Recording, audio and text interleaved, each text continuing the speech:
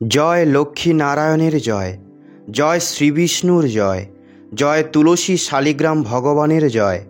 হরে কৃষ্ণ। ওম নমঃ শিবায়। প্রিয় ভক্তগণ, আজ শ্রাবণ মাসের শুক্লপক্ষের পবিত্রা রোপণী একাদশী তিথি। এই একাদশীকে পুত্রদা একাদশী নামেও জানা যায়। এই একাদশীর ব্রত করলে দীর্ঘ আয়ুশ্রেষ্ঠ পুত্রের প্রাপ্তি হয়, সমস্ত পাপ কেটে যায় এবং মোক্ষ প্রাপ্তি হয়। তাই আজ আমি আপনাদের শোনাব পবিত্রা রোপণী একাদশীর এক অদ্ভুত সুন্দর পৌরাণিক ব্রত কথা। স্বয়ং শ্রীকৃষ্ণ বলেছেন, তুলসী দেবীর সামনে প্রদীপ প্রজ্বলনের মাহাত্ম্য কী, কোন মন্ত্র পাঠ করে তুলসী দেবীর সামনে প্রদীপ প্রজ্বলন করতে হবে, ভগবান শ্রী বিষ্ণু কেমন ভক্তিতে প্রসন্ন হন, একাদশী মায়ের কাহিনী এবং পবিত্রা রোপণী একাদশী কিভাবে পালন করবেন। তাই ভিডিওটি প্রথম থেকে শেষ পর্যন্ত অবশ্যই শুনবেন, যা শুনলে সম্পূর্ণ ব্রতের পূর্ণ ফল পাওয়া যাবে। তো চলুন শ্রবণ করা যাক পবিত্রা রোপণী একাদশীর ব্রত কথা। একদিন মহারাজ যুধিষ্ঠির ভগবান শ্রীকৃষ্ণকে জিজ্ঞাসা করলেন, হে প্রভু, শ্রাবণ মাসের শুক্লপক্ষের একাদশীর নাম কি, তা কৃপা করে আমাকে বলুন। শ্রীকৃষ্ণ বললেন, হে মহারাজ, এখন আমি সেই পবিত্র ব্রত মাহাত্ম্য বর্ণনা করছি, মনোযোগ দিয়ে তা শ্রবণ করুন, যা শোনা মাত্রই বাজপেয় যজ্ঞের ফল লাভ হয়। প্রাচীনকালে দাপর যুগের শুরুতে মহিজিৎ নামে এক বিখ্যাত রাজা ছিলেন। তিনি মাহিষ্মতি নগরে রাজত্ব করতেন, কিন্তু দুঃখের বিষয় এই যে তার মনে বিন্দুমাত্র সুখ শান্তি ছিল না, কেননা তিনি ছিলেন অপুত্রক। পুত্রহীনের ইহলোক পরলোক কোথাও সুখ হয় না। এইরূপ চিন্তা করতে করতে বহুদিন কেটে গেল, কিন্তু তবুও পুত্রমুখ দর্শনে রাজা বঞ্চিতই রইলেন।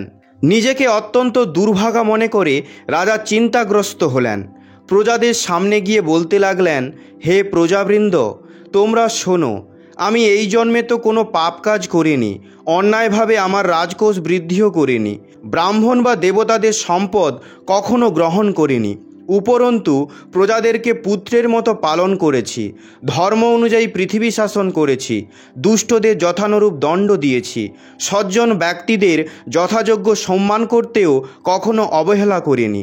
তাই হে ব্রাহ্মণগণ, এই প্রকার ধর্মপথ অবলম্বন করা সত্ত্বেও কেন আমার পুত্র লাভ হলো না, তা আপনারা কৃপা করে অনুসন্ধান করুন।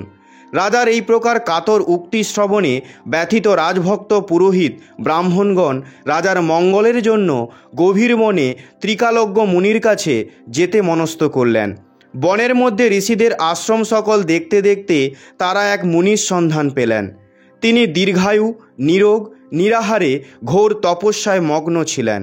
সর্বশাস্ত্র বিশারদ, ধর্মতত্ত্বজ্ঞ ও ত্রিকালজ্ঞ সেই মহামুনি লোমশ নামে পরিচিত। ব্রহ্মার এক কল্প অতিবাহিত হলে মুনিবরের গায়ের একটি লোম পরিত্যক্ত হতো। এই কারণে এই মহামুনির নাম লোমশ। তাকে দেখে সকলেই ধন্য হলেন। তারা পরস্পর বলতে লাগলেন যে, আমাদের বহু জন্মের সৌভাগ্যের ফলে আজ আমরা এই মুনিবরের সাক্ষাৎ লাভ করলাম। তারপর ঋষিবর তাদের সম্বোধন করে বললেন, কী কারণে আপনারা এখানে এসেছেন এবং কেনই বা আমার এত প্রশংসা করছেন, তা স্পষ্ট করে বলুন। আপনাদের যাতে মঙ্গল হয় আমি নিশ্চয়ই তার চেষ্টা করব। ব্রাহ্মণেরা বললেন, হে ঋষিবর, আমরা যে উদ্দেশ্যে এখানে এসেছি আপনি তা কৃপা করে শুনুন। এ পৃথিবীতে আপনার মতো শ্রেষ্ঠ ব্যক্তি আর কোথাও নেই। মহিজিৎ নামে এক রাজা নিঃসন্তান হওয়ায় অতি দুঃখে দিন যাপন করছে। আমরা তার প্রজা, তিনি আমাদেরকে পুত্রের মতো পালন করেন, কিন্তু তিনি পুত্রহীন বলে আমরাও সবাই মর্মাহত। তার দুঃখ দূর করতে আমরা এই বনে প্রবেশ করেছি। হে ব্রাহ্মণ শ্রেষ্ঠ, রাজা যাতে পুত্রের মুখ দর্শন করতে পারে, কৃপা করে তার কোনো উপায় আমাদের বলুন। তাদের কথা শুনে মুনিবর ধ্যানমগ্ন হলেন। কিছু সময় পরে রাজার পূর্ব জন্মবৃত্তান্ত বলতে লাগলেন। এই রাজা পূর্বজন্মে এক দরিদ্র বৈশ্য ছিলেন। একবার তিনি একটি অন্যায় কার্য করে ফেলেন। ব্যবসা করবার জন্য তিনি এক গ্রাম থেকে অন্য গ্রামে যাতায়াত করতেন। এক সময় জ্যৈষ্ঠ মাসে শুক্লপক্ষের দশমীর দিনে কোথাও যাওয়ার পথে তিনি অত্যন্ত তৃষ্ণার্ত হয়ে পড়েন। গ্রাম প্রান্তে একটি জলাশয় তিনি দেখতে পান। সেখানে জলপানের জন্য যান। একটি গাভী ও তার বাছুর সেখানে জলপান করছিল। তাদেরকে তাড়িয়ে দিয়ে তিনি নিজেই জলপান করতে লাগলেন। এই পাপকর্মের ফলে তিনি পুত্রসুখে বঞ্চিত হয়েছেন, কিন্তু পূর্বজন্মের কোনো পুণ্যের ফলে তিনি এই রকম নিষ্কণ্টক রাজ্য লাভ করেছেন।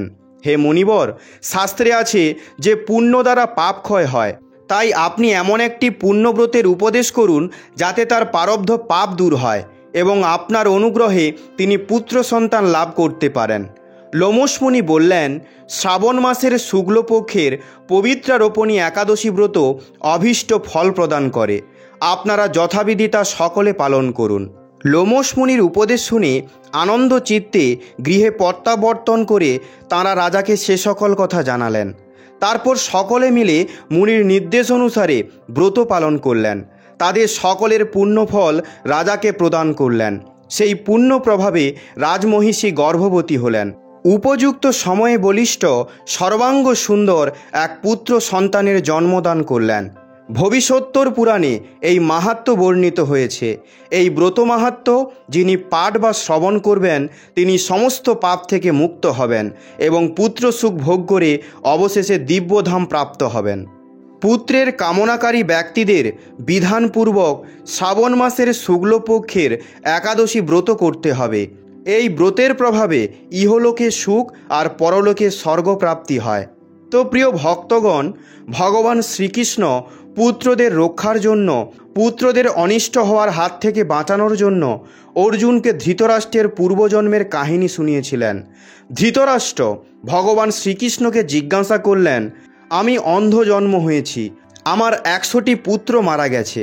হে ভগবান, আমি এমন কি পাপ করেছি যার কারণে এই দণ্ড পাচ্ছি? আপনি অর্জুনকে বলেছিলেন যা কিছু হচ্ছে তা নাকি সব কর্মের দণ্ড। আমার অন্ধ হওয়া আর 100টি পুত্র মারা যাওয়ার পেছনে কি কারণ রয়েছে? কৃপা করে আমাকে বলুন। আমার পুত্র বিরহে দুঃখ থেকে বেরোতে এর উত্তর জানা প্রয়োজনীয়। আমি আমার পূর্বজন্মের কথা জানার জন্য উৎসুক। কৃপা করে এই রহস্য উন্মোচন করুন। পূর্বজন্মে আমি কি এমন পাপ করেছিলাম যার কারণে এই জন্মে আমি অন্ধ হয়েছি আর আমার 100 পুত্র মারা গেছে? ভগবান শ্রীকৃষ্ণ বললেন, মহারাজ ধৃতরাষ্ট্র, পূর্বজন্মে আপনি একটি রাজা ছিলেন। আপনার রাজ্যে একটি তপস্বী ব্রাহ্মণ থাকত। ব্রাহ্মণের কাছে এক জোড়া হাঁস ছিল। তাদের আবার 4টি বাচ্চা ছিল। ব্রাহ্মণ হাঁসগুলোদের নিজের সন্তানের মতো ভালোবাসত। ব্রাহ্মণের তীর্থযাত্রায় যাওয়ার ছিল, কিন্তু হাঁসদের চিন্তায় সে যেতে পারছিল না। ব্রাহ্মণ তার চিন্তার কথা একজন সাধুকে বলল। সাধু বলল, তীর্থযাত্রায় যাওয়ার বাধক হিসাবে হাঁসেদের দোষ দিয়ে তাদের ভাগ্য কেন খারাপ করছো? একজন রাজার কর্তব্য প্রজা পালন করা। তোমার হাঁসরা প্রজার সমান, তাই হাঁসেদের রাজার সংরক্ষণে রেখে তীর্থে যাও। ভগবান শ্রীকৃষ্ণ বললেন, হে রাজন, আপনি একটি প্রজাপালক রাজা ছিলেন, তাই ব্রাহ্মণ আপনার কাছে গিয়ে তার সমস্ত সমস্যার কথা বলল। আপনি ব্রাহ্মণের ফিরে আসা পর্যন্ত হাঁসেদের দায়িত্ব নেওয়ার জন্য রাজি হয়েছিলেন। ব্রাহ্মণ 2টি হাঁস ও তাদের বাচ্চাদের আপনার কাছে রেখে তীর্থে চলে গেল। তারা আপনার মহলের জলাশয়ে থাকত। একদিন আপনার মাংস খাওয়ার ইচ্ছে হলো। সেই সময় আপনি আপনার মহলের বাগানে বিচরণ করছিলেন। তখন আপনার নজর হাঁসগুলোর ওপর পড়ল। আপনি ভাবলেন, জীবনে অনেক মাংস খেয়েছি, কিন্তু হাঁসের মাংস কখনো খাইনি। এর মাংস খেতে কেমন হবে? আপনি এই বিষয়ে ভাবছিলেন। তার কারণে আপনার মনে হাঁসের মাংস খাওয়ার ইচ্ছে তীব্র হয়ে গেল। এই ইচ্ছা লোভে পরিণত হওয়ার পর আপনি নিজেকে আটকাতে পারলেন না। আপনি 2টি হাঁসের বাচ্চাকে মেরে মাংস খেয়ে নিলেন। ব্রাহ্মণের 2টি হাঁসের আরও বাচ্চা হলো। এইভাবে আপনি তাদেরকেও এক এক করে মেরে 100টি বাচ্চা খেয়ে নিলেন। শেষে হাঁস 2টি নিঃসন্তান হয়ে মারা গেল। কিছু বছর পর সেই ব্রাহ্মণ তীর্থযাত্রা থেকে ফিরেছিল। সে আপনার কাছে গেল এবং নিজের হাঁসদের সম্বন্ধে জিজ্ঞাসা করল, কিন্তু হাঁসরা তো আপনার লোভের বলি হয়ে গিয়েছিল। প্রজাপালক রাজা কিভাবে বলতো যে সে তার প্রজার সম্পত্তি নিয়ে নিয়েছে? তাই আপনি ব্রাহ্মণকে বলেছিলেন যে হাঁসগুলি অসুস্থ হয়ে মারা গেছে। ব্রাহ্মণ আপনার ওপর সম্পূর্ণ বিশ্বাস করত, তাই সে আপনার কথা মেনে নিল। সে কষ্ট পেতে পেতে নিজের ঘরে চলে গেল। মহারাজ ধৃতরাষ্ট্র, আপনি হাঁসেদের 100টি বাচ্চা খেয়ে এবং মিথ্যা কথা বলে অনেক পাপ করেছিলেন। আপনি তীর্থযাত্রাগামী ব্রাহ্মণের সাথে বিশ্বাসঘাতকতা করেছিলেন। আপনি আপনার লোভবশত প্রজাধর্ম পালন করেননি, জিহার লোভে পড়ে হাঁসের 100টি বাচ্চা খেয়ে ফেলেছিলেন। এইভাবেই আপনি অসহায়ের বধ করেছিলেন, যাকে আপনি আশ্রয় দেওয়ার প্রতিশ্রুতি দিয়েছিলেন। এটি অনেক বড় পাপ হে রাজন। তাই আপনি ঘোর পাপকর্মের দণ্ড পেয়েছেন। যেমন পূর্বজন্মে আপনি জিহার লোভে হাঁসের 100টি বাচ্চা মেরে ফেলেছিলেন, তেমনি এই জন্মে আপনার 100টি পুত্র লোভে মারা গেছে।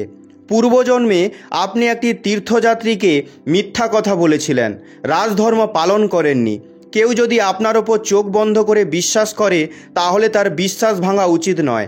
এই বিশ্বাসঘাতকতার জন্য আপনি অন্ধ আর রাজকার্যে একজন বিফল ব্যক্তি হয়েছেন। ভগবান শ্রীকৃষ্ণ বললেন, সব থেকে বড় ছলনা হলো বিশ্বাসঘাতকতা। আপনি সেই ফলই ভোগ করছেন। ভগবান শ্রীকৃষ্ণ বললেন, হে অর্জুন, যেসব ব্যক্তি সন্তানহীন, যারা কোনো না কোনো পূর্বজন্মের পাপের ফলে সন্তানহীন হয়ে থাকে, তাদের সর্বদা ধর্মপরায়ণ কর্ম করা উচিত। কোনো প্রাণীদের কষ্ট দেওয়া উচিত নয় এবং তাদের পূর্বজন্মের পাপ থেকে মুক্ত হওয়ার জন্য একাদশী ব্রত করা উচিত। এর ফলে মানুষরা উদ্ধার হয়। সবাই একবার বলুন, ওম নমঃ ভগবতে বাসুদেবায় নমঃ। জয় শ্রীকৃষ্ণ। প্রিয় ভক্তগণ, চলুন এবার একাদশীতে তুলসী মায়ের কাহিনী জানা যাক। এই কাহিনী না শুনলে ভগবান বিষ্ণুর জন্য করা এই ব্রত অসম্পূর্ণ থেকে যায় আর ব্রতের কোনো পূর্ণ ফল প্রাপ্তি হয় না। তাই মনোকামনা পূর্তির জন্য এই কাহিনীটিকে অবশ্যই শুনবেন।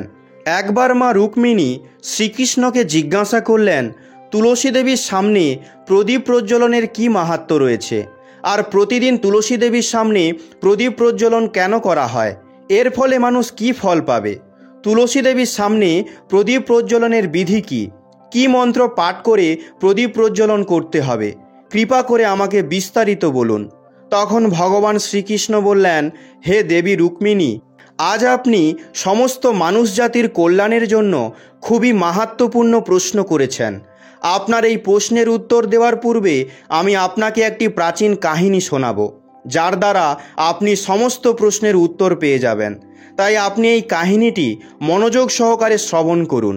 এই কাহিনীটি মনোযোগ সহকারে শুনলেই মানুষ 100 বছর ধরে তুলসী দেবীর সামনে প্রদীপ প্রজ্বলনের ফল পেয়ে যাবে। তখন মাতা রুক্মিণী বললেন, হে স্বামী, আমি এই কাহিনীটি শোনার জন্য উৎসুক। কৃপা করে আপনি এই কাহিনী বলা আরম্ভ করুন। তখন ভগবান শ্রীকৃষ্ণ মাতা রুক্মিণীকে কাহিনী শোনাতে লাগলেন। তিনি বললেন, হে দেবী, পূর্বকালের কথা। দক্ষিণ দিকে তুঙ্গভদ্রা নামে একটি নদীর ধারে চন্দ্রভাগা নামে এক অতি সুন্দর নগর ছিল। ওই নগরে সুশীল নামের একটি ব্রাহ্মণ ছিল।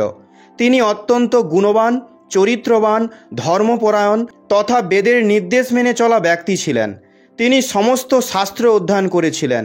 ওই ব্রাহ্মণের একটি স্ত্রী ছিল, যাকে সবাই দুরাচার বলে ডাকত। তার নাম তার কর্ম অনুযায়ী দেওয়া হয়েছিল, কারণ সে তার স্বামীকে অপমানিত করত, স্বামীকে কুবাক্য বলতো, স্বামীকে খুব দুঃখ দিত, স্বামীর জন্য ভোজন তৈরি করত না, স্বামীর সাথে শয়ন করত না, স্বামীকে কখনো সম্মান দেয়নি। স্বামীর বন্ধুবান্ধব বা আত্মীয় স্বজন যদি কেউ বাড়িতে আসতো, তাহলে তাদের অপমানিত করে তাড়িয়ে দিত আর কামভাবে উন্মত্ত হয়ে অন্য ব্যভিচারী মহিলাদের সাথে ঘুরে বেড়াতো।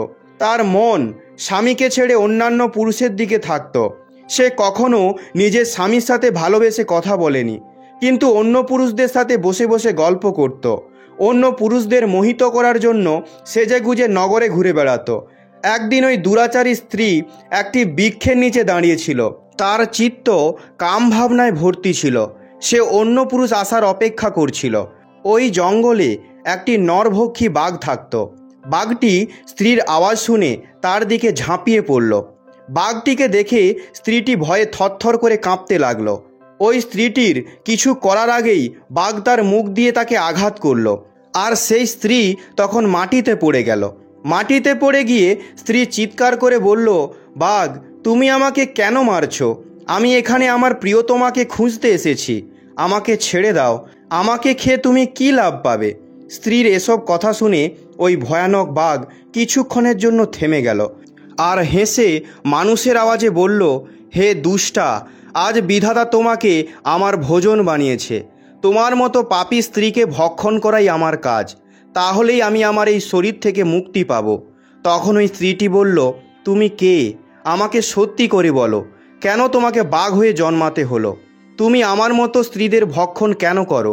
আমাকে সমস্ত কথা বিস্তারিত বলো, তারপরে আমাকে ভক্ষণ করো। এখন বাঘ বলল, হে পাপিনী, আমি তোমাকে আমার পূর্বজন্মের ঘটনা বলছি, কেন আমাকে বাঘ হয়ে জন্মাতে হয়েছে। পূর্বকালের দক্ষিণ দিকে একটি নদী ছিল, সেই নদীর তীরে একটি নগর ছিল। সেই নগরেই আমি নিবাস করতাম। আমি একজন ব্রাহ্মণ ছিলাম। সেই সময় আমি অনেক পাপীদের জন্য যজ্ঞ করতাম, তাদের ঘরে ভোজন করতাম। ধন লাভের আশায় অনেক পাপকর্ম করেছি। যেই বস্তুর দান ব্রাহ্মণদের নেওয়া উচিত নয়, আমি সেই সব দান নিয়েছি। আর আমি অন্যদের থেকে ধন নিতাম, কিন্তু তাদের কখনো ফিরিয়ে দিতাম না। এইভাবে পাপ করতে করতে অনেক দিন হয়ে গেল, আর আমি বৃদ্ধা হয়ে গেলাম। চুল সাদা হয়ে গেল, মুখে সব দাঁত পড়ে গেল, কিন্তু তবুও আমার দান নেওয়ার অভ্যাস যায়নি। আমি পাপ করেই গেছি।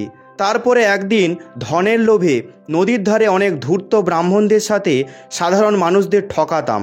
মিথ্যে মন্ত্র পাঠ করে কোনো বিধিবিধান না মেনে আমরা দেবী দেবতাদের পুজো করতাম, আর অনেক অনেক টাকা দান হিসাবে নিতাম। তারপর একদিন ওই স্থানে একটি কালো সর্প এলো।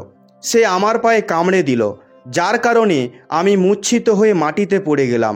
কিছুক্ষণের মধ্যেই আমার প্রাণ চলে গেল। তারপর যমদূতরা আমাকে ধরে যমপুরীতে নিয়ে গেল। ওইখানে যমরাজ চিত্রগুপ্তকে আমার কর্মের লেখা বার করতে বললেন। তখন চিত্রগুপ্ত বললেন, এই ব্রাহ্মণ ঘোর পাপ করেছে। এই ব্যক্তিটি অন্যদেরকে মিথ্যা কথা বলে ধন নিয়েছে, মিথ্যা কথা বলেছে, মিথ্যে মন্ত্রপাঠ করে লোকেদের ঠকিয়ে দেবদেবীদের পুজো করে ভগবানের অপমান করেছে। তাই এই পাপী ব্রাহ্মণ কেবল নরক যাওয়ারই যোগ্য। যমরাজ তাদের দূতদের আদেশ দিয়ে আমাকে নরকের আগুনে ফেলে দিয়েছিল। অনেক বছর নরক যন্ত্রণা সহ্য করার পর আমি বাঘের দেহ পেয়েছি, আর এই দুর্গম জঙ্গলে বাস করতে লাগলাম। আমার পূর্বজন্মের কথা মনে আছে, তাই কখনো মহাত্মা, সাধু, সতী স্ত্রীদের ভক্ষণ করি না। আমি কেবল পাপী দুরাচারীদের ভক্ষণ করি, যাতে আমি পাপ থেকে মুক্তি পেতে পারি। এইভাবেই বাঘ তার পূর্বজন্মের সমস্ত কথা বলল। আর ওই স্ত্রীটিকে বলল, তুমি অপবিত্র স্ত্রী, নিজের স্বামীকে ছেড়ে অন্য পুরুষের সাথে এই জঙ্গলে দেখা করতে এসেছো, তাই আমি তোমাকে আজ অবশ্যই ভক্ষণ করব। এতটুকু বলার পর বাঘ তার নখ দিয়ে স্ত্রীটিকে টুকরো টুকরো করে কেটে ভক্ষণ করল। স্ত্রীটির মৃত্যুর পর যমদূত এলো, তাকে যমলোকে নিয়ে যাওয়া হলো। তারপর চিত্রগুপ্ত ওই স্ত্রীটির কর্মলেখা বের করে যমরাজকে বললেন, হে ধর্মরাজ, এই স্ত্রী তো অত্যন্ত পাপী। এ অনেক ব্যভিচার করেছে, নিজের স্বামীর কখনো সেবা করেনি, নিজের স্বামীকে ছেড়ে অন্যান্য পুরুষের মোহ লাগিয়েছে। তার পাপের কথা শুনে যমরাজ ওই স্ত্রীকে অগ্নিকুণ্ডে ফেলে দেওয়ার আদেশ দিলেন। অনেক বছর ধরে তাকে ওই অগ্নিকুণ্ডতে জ্বলতে হলো। তারপর সেখান থেকে বার করে নরকে পাঠানো হলো। এইভাবে তাকে অনেক বছর ধরে আলাদা আলাদা নগরে পাঠানো হলো। আর এভাবেই অনেক বছর কেটে যাওয়ার পর ওই মহাপাপিনী স্ত্রীকে আবার পৃথিবীতে পাঠানো হলো। তাকে একটি চণ্ডালের ঘরে পাঠানো হলো। চণ্ডালের ঘরে জন্ম নেওয়ার পরও সে আবার অনেক পাপ কাজ করতে লাগলো, ব্যভিচার করতে লাগলো। কিছু সময় পরে পূর্বজন্মের পাপের প্রভাবে তার কুষ্ঠ রোগ হলো।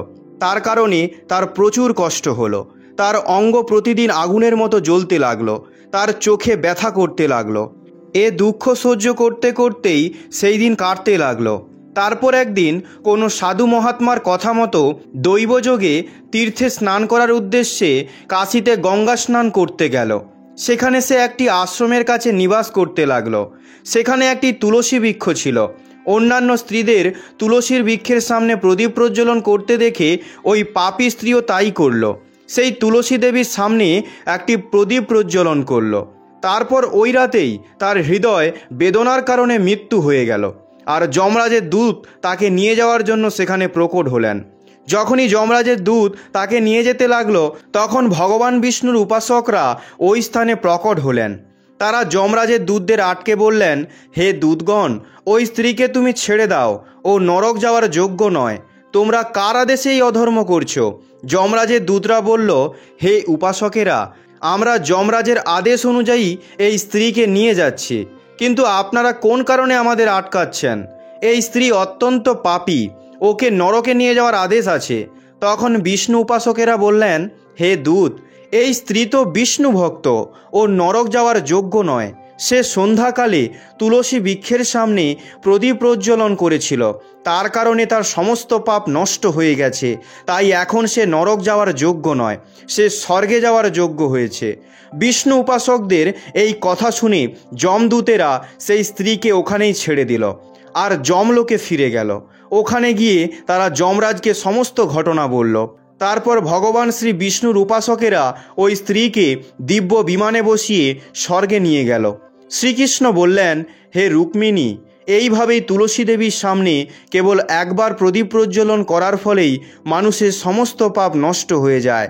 যে স্ত্রী প্রতিদিন সন্ধ্যাবেলায় তুলসী দেবীর সামনে প্রদীপ প্রজ্বলন করে, সে সৌভাগ্যবতী হয়। তার পূর্বজন্মের সমস্ত পাপ নষ্ট হয়ে যায়, তার সুখ সমৃদ্ধি বৃদ্ধি পায়। প্রতিদিন তুলসী দেবীর সামনে প্রদীপ প্রজ্বলনের সময় এই মন্ত্র উচ্চারণ করতে হবে। ওম তুলসী দেব্যৈ চ বিদ্মহে বিষ্ণুপ্রিয়ায় চ ধীমহি তন্নো বৃন্দা প্রচোদয়াৎ। যার অর্থ হল, বিষ্ণুপ্রিয়া তুলসী, আমি আপনাকে নমস্কার করি, আপনি আমাকে উচ্চ বুদ্ধি দিন। হে বৃন্দা দেবী, আপনি আমার মনকে আলোকিত করুন।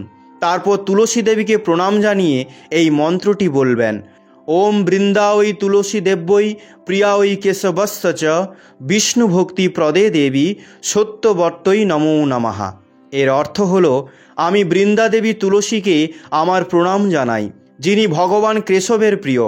হে দেবী, আপনি ভগবান কৃষ্ণের প্রতি ভক্তি নিবেদন করেন এবং সত্যবতী নামে পরিচিত। আমি আপনাকে বারবার প্রণাম জানাই। ভগবান শ্রীকৃষ্ণ বললেন, হে দেবী, হাজারো অমৃতের কলসির সমান জলে স্নান করলেও শ্রী বিষ্ণু ততটা খুশি হন না, যতটা মানুষের দ্বারা তুলসীর একটি পত্র শ্রী বিষ্ণুকে অর্পণ করলে খুশি হন। 10,000 গরুদানে মানুষ যে ফল লাভ হয়, তার সমান ফল একটি তুলসী পত্র দানে লাভ করতে পারে। যে মৃত্যুর সময় তুলসী পত্রের জল পান করে, সে সম্পূর্ণ পাপ থেকে মুক্ত হয়ে ভগবান শ্রীবিষ্ণুর ধামে প্রবেশ করতে পারে। হিন্দু ধর্মে তুলসী বৃক্ষের অনেক মাহাত্ম্য রয়েছে। ভগবান শ্রীকৃষ্ণ বললেন, যেভাবে দেবী লক্ষ্মীর প্রভাবে বৈকুণ্ঠে ঐশ্বর্য লাভ হয়, সেইভাবেই বৈকুণ্ঠে তুলসীর কারণে পবিত্রতা থাকে। যেই স্থানে তুলসী বৃক্ষ থাকবে, সেই স্থানে পবিত্রতা বজায় থাকবে।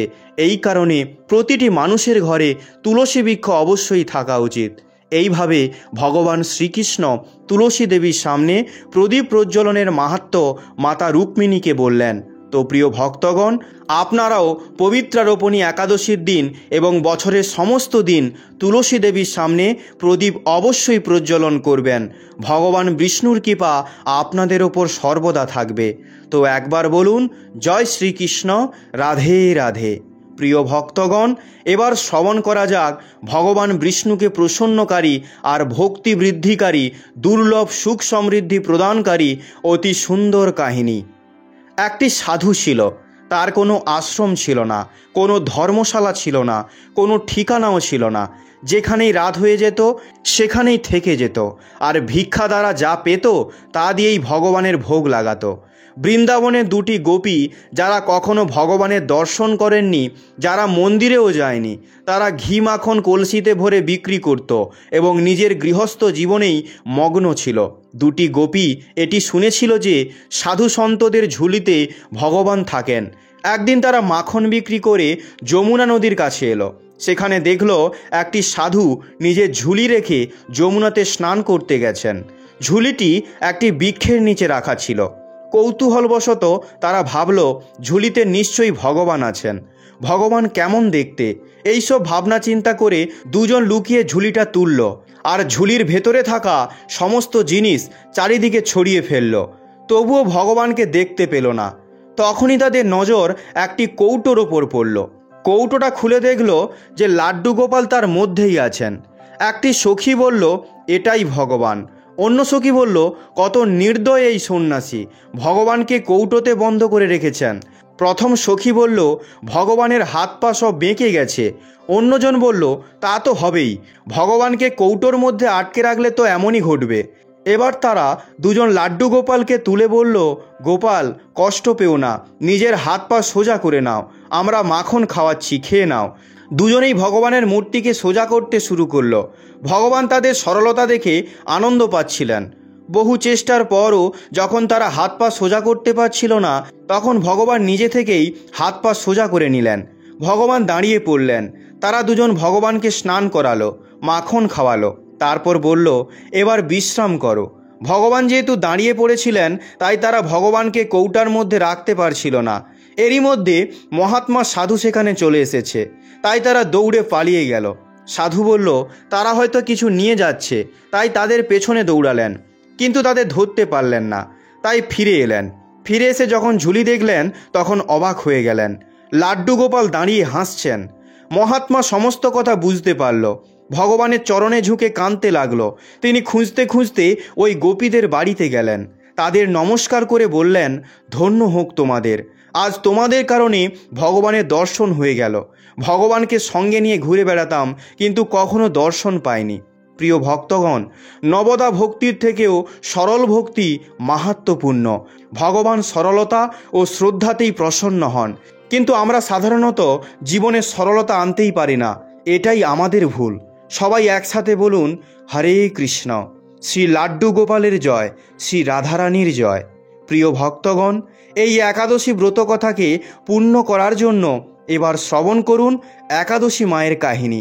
এই কাহিনী শ্রবণ করার পরেই ব্রত সম্পূর্ণ হবে। তাই ভক্তি ও শ্রদ্ধা সহকারে একাদশী মায়ের কাহিনী অবশ্যই শ্রবণ করুন। একবার এক বৃদ্ধা মা একাদশী ব্রত রেখেছিল। তিনি অত্যন্ত ভক্তি সহকারে পূজার্চনা করেছিলেন। তিনি বৃদ্ধা অবস্থায় নিজের জন্য কিছুই চাইতেন না। তিনি নিজের পুত্র ও পৌত্রের সুখ সুবিধার জন্য ব্রত করতেন। তিনি সারাদিন কঠোর মন করে নিজের তৃষ্ণা আটকে রেখেছিলেন। একাদশীর দিন ব্রাহ্মণদের মাটির থালা ভর্তি ফলদান করেছিলেন। তিনি গরমে কষ্ট পাচ্ছিলেন, তার কারণে তিনি অনেকক্ষণ জলে ডুবেছিলেন, মুখ ধুচ্ছিলেন, তারপরেই কিছুটা শান্তি পেলেন। খিদে তো অনেকই পাচ্ছিল, যার কারণে বারবার মুখ শুকিয়ে যাচ্ছিল, আর তার শরীর কেমন একটা হচ্ছিল। একে তো এত বয়স, তারপর এত ভয়ঙ্কর গরম। যেমন তেমন করে কষ্ট করে দিন তো কেটে গেল। এমন সময় পাহাড়ের সমান রাত্রি পড়েছিল। রাত কাটা তার কাছে অনেক কঠিন মনে হলো। খাটে শুয়ে শুয়ে শান্তি পাচ্ছিলেন না। তিনি বারবার এদিক ওদিক ফিরছিলেন, অনেকবার বাইরে যাচ্ছিলেন আর ভেতরে আসছিলেন। ঘরের মধ্যে শান্তি ছিল না। তিনি খাটে শুয়ে শুয়ে একাদশী মায়ের স্মরণ করছিলেন। তিনি বলেছিলেন, হে মাতা, আপনি আমার সম্মান রাখবেন, আপনি আমাকে শান্তি দিন, যার দ্বারা আমি এই ব্রত সম্পূর্ণ করতে পারবো, আর এ পাহাড় সমান রাত্রি শান্তিপূর্বক ব্যতীত করতে পারবো। তৃষ্ণার কারণে বৃদ্ধা মায়ের অস্বস্তি বাড়ছিল। তিনি ধৈর্য রাখার অনেক চেষ্টা করলেন, কিন্তু সহনশীলতার সীমা ভেঙে গেল। তিনি ঘাবড়ে চিৎকার করে উঠলেন। তিনি বললেন, বাঁচাও, বাঁচাও। বৃদ্ধার আওয়াজ শুনে পরিবারের সবাই, আশেপাশের সবাই ভয়ে একত্রিত হয়ে গেল। সবাই জিজ্ঞাসা করল, বৃদ্ধা মা, আপনার কি হয়েছে? আপনি কেন চিৎকার করছেন? আপনি বৃদ্ধা অবস্থায় এই কঠিন ব্রত কেন করছেন? বৃদ্ধা মা, শক্তিতেই ভক্তি, আপনি আরেকটু ধৈর্য রাখুন। বৃদ্ধা মা বললেন, আমার প্রাণ বেরিয়ে যাচ্ছে, আমার বুকের ওপর ঠান্ডা জলের পাত্র রাখো। তার নাতি তার কথা মতো বুকের ওপরে ঠান্ডা জলের পাত্র রেখে দিল। বৃদ্ধা মায়ের কিছুটা আরাম হলো। কিছুক্ষণের জন্য সে তার চোখ বন্ধ করে নিল। এবার একাদশী মা ভাবল, এই বৃদ্ধা মা অনেক কঠিনভাবে ব্রত করছে, আমার পরীক্ষা নেওয়া উচিত। তখন তিনি অর্ধরাত্রিতে মোরগ সেজে ডাকতে লাগলেন। মোরগের আওয়াজ শুনে বৃদ্ধা মা তাড়াতাড়ি উঠে পড়ল আর বাইরে গিয়ে আকাশের দিকে দেখল, কিন্তু আকাশে তিনি কোথাও প্রাতঃকালীন তারা দেখতে পেলেন না। তাই তিনি তখন ভাবলেন, এই মোরগ এখন কেন ডাকছে তাহলে? ওনার তো তৃষ্ণা পাচ্ছিল, আর এসবের কারণে ওনার মন বিচলিত হয়ে উঠেছিল। কিন্তু বৃদ্ধা মা মনে মনে নিশ্চিত করে নিয়েছিল যে আমি এইবার ব্রত সম্পন্ন করেই ছাড়ব, তাতে যদি আমার প্রাণ চলে যায় যাক। এসব ভেবে তিনি খাটের ওপর শুয়ে পড়লেন। কিছুক্ষণ পর একাদশী মাতা আবার তার পরীক্ষা নিতে চাইলেন। তিনি একটি ছোট্ট বালিকার রূপ ধরে হাতে শরবত নিয়ে বৃদ্ধা মায়ের কাছে গেলেন আর তার কাছে গিয়ে বললেন, দিদিমা সকাল হয়ে গেছে, হাত মুখ ধুয়ে শরবত খেয়ে নিন। শরবতের গ্লাস দেখে বৃদ্ধা মায়ের মন বিচলিত হয়ে গেল, কিন্তু উনি ব্রতের কথা মনে করলেন আর ভাবলেন, আমি কোনোভাবেই এখন শরবত খেতে পারবো না। তাই তিনি আবার খাটে শুয়ে পড়লেন। আর কিছুক্ষণ পর ওনার মনে হলো ওনাকে যেন কেউ জলের কুয়োর মধ্যে ফেলে দিয়েছে। তিনি অনেকক্ষণ ধরে হাত পা চালাচ্ছিলেন, কিন্তু তাও তিনি নিজের মুখে এক বিন্দু জল আসতে দেননি। সে দৃঢ়তাপূর্বক ব্রত করতে লাগলো। কিছুক্ষণ পর না জানি কোথা থেকে সামনে আগুন জ্বলতে লাগলো। তার কারণে আবহাওয়া অনেক গরম হয়ে গেছিল। তৃষ্ণার কারণে প্রাণ বেরিয়ে যাচ্ছিল, কিন্তু আগুনও বৃদ্ধা মায়ের ব্রত ভাঙতে অসমর্থ ছিল। তিনি যেখানে ছিলেন সেখানেই হাসতে হাসতে বসেছিলেন। এতক্ষণ পরেই বাইরে প্রকাশ দেখা দিল। এমন মনে হলো যেন সকাল হয়ে গেছে। বৃদ্ধা মা যখন বাইরে গিয়ে দেখল, তখন বুঝতে পারলেন এখনও সকাল হতে 3-4 ঘন্টা বাকি। এটা জানার পর শান্তিপূর্বক এদিক ওদিক ঘুরতে লাগলেন। এরপর একাদশী মাতা কথাটি ভালোভাবে বুঝে নিয়েছিলেন যে এই বৃদ্ধা মা কোনো প্রকারে ব্রত করা ছাড়বে না। এবার সকাল হতেই বৃদ্ধা মা স্নান করলেন, ভগবানের পূজা পাঠ করলেন, একাদশী কথা শুনলেন, ব্রাহ্মণদের দক্ষিণা দিয়ে জল গ্রহণ করলেন। এরপর ভগবানের জন্য ভোজন বানালেন। ভোজন বানিয়ে প্রভুকে ভোগ দেখিয়ে তারপর প্রসাদ পেলেন। ওনার এই শ্রেষ্ঠ ব্রত করার ফলে ওনার আয়ু বেড়ে গিয়েছিল এবং ওনার পরিবার হাসি খুশিতে ভরে উঠেছিল। তার পরিবারে কোনো অভাব আর রইল না। তিনি চারিদিকে সুখ সমৃদ্ধিতে ভরে উঠলেন। সেই দিন থেকে তিনি 12 মাস একাদশী ব্রত করতে লাগলেন। এই সংসারে সমস্ত প্রকার সুখ উপভোগ করে শেষে মৃত্যুর পর ভগবত ধামে যাওয়া যায়, যেমন একাদশী মা বৃদ্ধা মায়ের পরিবারকে হাসি খুশিতে ভরিয়ে দিয়েছিলেন, তেমনই যেন একাদশী মাতা আমাদের সবার মনোকামনা পূর্ণ করেন। সবাই একবার বলুন, জয় লক্ষ্মী নারায়ণের জয়। তো চলুন এবার জানা যাক এই পুত্রদা একাদশী নিয়মপূর্বক কিভাবে পালন করতে হবে। একাদশীতে সবথেকে গুরুত্বপূর্ণ যে জিনিসটি করতে হয় তা হলো অন্নত্যাগ, হরিনাম জপ, কৃষ্ণ চেতনায় স্থিরতা। পুত্রদা একাদশীর দিন এই 3টি জিনিস কিভাবে প্রাপ্ত করবেন তার বিধি অত্যন্ত সরল। কিছু কাজের মাধ্যমে আপনি এই 3টি জিনিস প্রাপ্ত করতে পারবেন। সর্বপ্রথম কাজ হলো, যেদিন আপনি একাদশী ব্রত করছেন সেই দিন ব্রহ্মমুহূর্তে উঠে স্নানাদি ইত্যাদি নিত্য কর্ম সেরে যত তাড়াতাড়ি সম্ভব নিজেকে শুদ্ধ করে নিতে হবে। এরপর ভগবানের মঙ্গলারতি দর্শন করতে পারেন, অথবা নিজের ঘরে ভগবানের মঙ্গলারতি করতে পারেন। তারপর ভগবানের সামনে বসে হাতে গঙ্গা জল নিয়ে একাদশী ব্রতের সংকল্প নিয়ে এই মন্ত্রটি উচ্চারণ করতে হবে। একাদশাম নিরাহারঃ স্থিতা ওহম অপেরো অহনি ভক্স্বামী পুণ্ডরীকাক্ষ শরণম মে ভাবাচ্যুত। এর অর্থ হলো, একাদশীর দিন আমি ভোজন করব না, পরের দিন অন্ন গ্রহণ করব। হে পুণ্ডরীকাক্ষ, হে অচ্যুত, আমাকে আপনার শরণে নিন। এইভাবে একাদশী ব্রতের সংকল্প নিয়ে এবার আপনি তুলসী দেবীর পুজো করুন।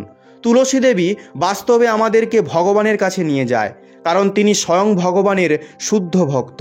এরপর তুলসী দেবীকে জল অর্পণ করুন। তুলসী দেবীর সামনে বসে দীপক প্রজ্বলন করুন। ওনাকে কমপক্ষে 4 বার প্রদক্ষিণ করুন। প্রিয় ভক্তগণ, অনেক সময় মানুষরা মনে করে যে একাদশীর দিন তুলসী দেবীকে জলদান করা উচিত নয়, কিন্তু শাস্ত্র অনুসারে এরকম কোনো কথাই নেই। একাদশীর দিন তুলসী দেবীকে অবশ্যই জল অর্পণ করা যায়। এরপর তুলসী দেবীকে ভক্তিভরে শ্রদ্ধা সহকারে প্রণাম জানাবেন। তারপরে আপনি তুলসী দেবীর সামনে বসে ভগবান শ্রীকৃষ্ণের পবিত্র নাম হরে কৃষ্ণ কৃষ্ণ কৃষ্ণ হরে হরে, হরে রাম রাম রাম হরে হরে এই মহামন্ত্রটা যতটা পারবেন জপ করুন।